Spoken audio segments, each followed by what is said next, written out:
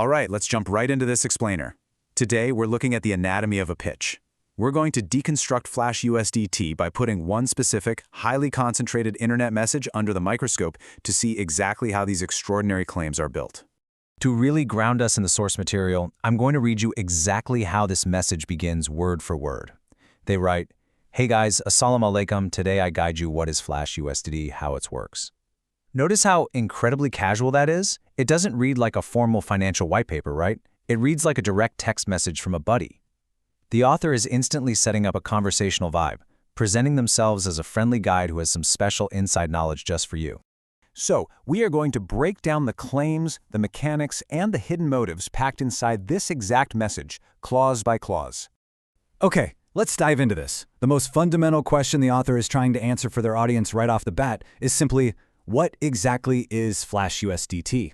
If they're going to be your guide, they have to define what we're even talking about. And honestly, the way they define it is probably the most fascinating part of this entire pitch.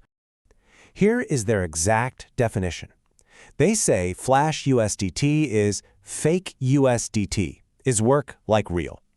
Just think about that duality for a second. They aren't trying to hide what it is. They literally call it fake right up front. But in the exact same breath, they claim it works just like the real thing. It's this wild linguistic paradox.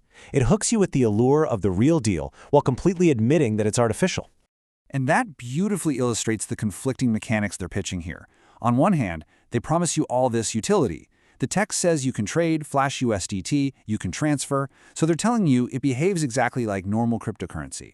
But then comes the massive catch. They follow that up with, but here's caution, it will stay in Tor Wallet just some time.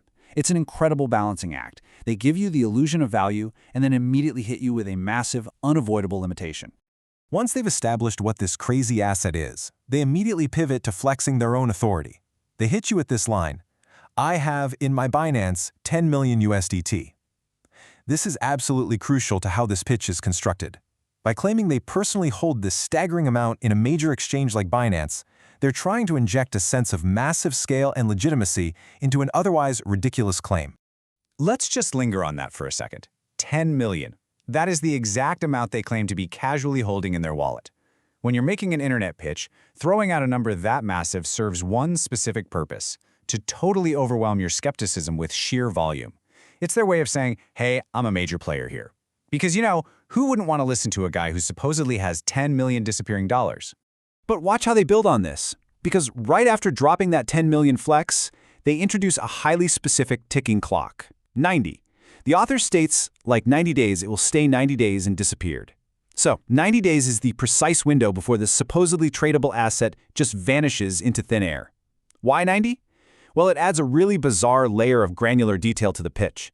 It makes it sound calculated. It's long enough to make you think you could actually use it, but definitive enough to remind you of that massive catch we talked about earlier. Now, you might be wondering, how do they justify sharing this at all? They do it by framing their motives in a very specific way.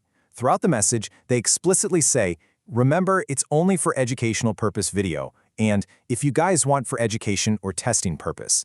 It's a classic rhetorical shield. By wrapping these wild claims about millions of fake dollars in the safe, boring language of education and testing, they make the whole thing sound completely harmless. And all of that brings us to the actual goal of the message, the call to action. After the friendly intro, the weird paradox, the massive numbers, and the educational framing, they lay out these sequential steps. Come see description, check my WhatsApp, I proper guide you how to avoid. This entire pitch is structurally designed for this one moment. It's a funnel meant to pull you out of a public space and drag you into a private, one-on-one encrypted WhatsApp chat where they can finally be your proper guide. So, what does this all mean for us? We've taken this one dense paragraph and totally picked it apart. We saw the friendly hook, the contradictory claims, the fake authority of big numbers, the ticking clock, and that final push into a private chat. What does this teach us about the wild stuff we see online every day? Well, the next time you encounter a pitch, I challenge you to look past the surface claims. Ask yourself, how is this actually built? What is the author trying to maneuver me into doing? Because understanding the blueprint of a pitch is absolutely the best way to navigate the crazy world of information we live in.